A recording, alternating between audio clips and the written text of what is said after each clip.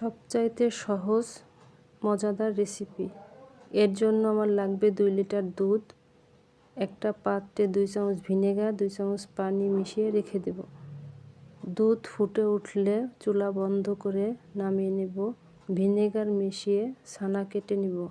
ছানা পানি ঝরিয়ে হাফ ছানা আমি তুলে রাখবো।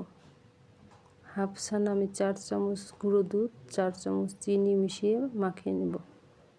চুলায় কড়াই বসিয়ে মাখানো ছানা দিয়ে নেড়েচেড়ে কনডেন্স মিল্ক দিয়ে ভালো করে নেড়েচেড়ে এভাবে একটা ডোর মতো তৈরি হলে নামিয়ে নেব।